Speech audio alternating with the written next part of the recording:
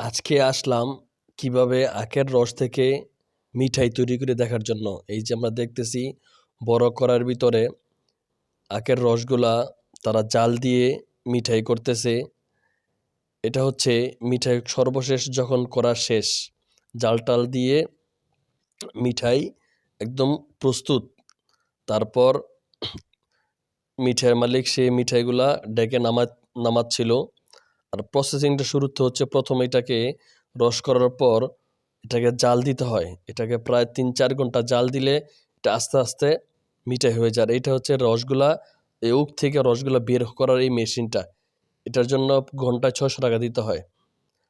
তার পাশেই তারা এই যে উখ ক্ষেত আছে, ক্ষেত থেকে তারা এই মিঠাইগুলা তৈরি করে। এটা হচ্ছে পাশের আরেকটা ক্ষেত, যেখানে তারা মাত্র মিঠাইয়ের যে কড়াইটা, এটা মাত্র তারা ওইখান থেকে নামাইলো। এই যে কালারটাগুলো দেখুন কত সুন্দর লাগতেছে।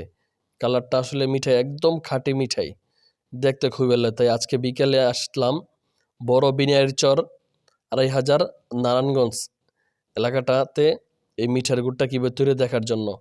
আর এটা হচ্ছে তারা যখন রসগুলা নেয় আখ থেকে, আর এই আখগুলা তারা রৌদ্রে দিয়ে রাখে, এগুলো তারা জ্বালানি হিসাবে ব্যবহার করে। আর দূরতে ওই যেগুলো হচ্ছে আখ গাছ, এগুলোতে তারা এখান থেকে তৈরি করে।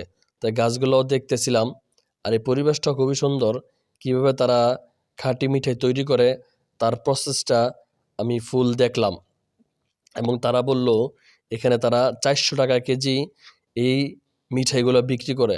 আর দূর দূরান্ত থেকে মানুষ এসে তাদের মিঠাইগুলা নিয়ে যায় এবং তারা খুব স্বচ্ছভাবে তৈরি করে। যে পাশে আরেকটি কড়াই, এই যে এখানে তারা শিমুল গাছের খাল দিয়ে এই মিঠার ধুলোবালুগুলা পরিষ্কার করে, যাতে একদম পরিষ্কার হয়ে যায়।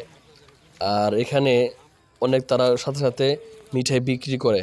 আর জায়গাটা হলো, এটা হচ্ছে ঢাকা থেকে যে গাউসিয়া রোড, গাউসিয়া থেকে ২৫০০ যায়।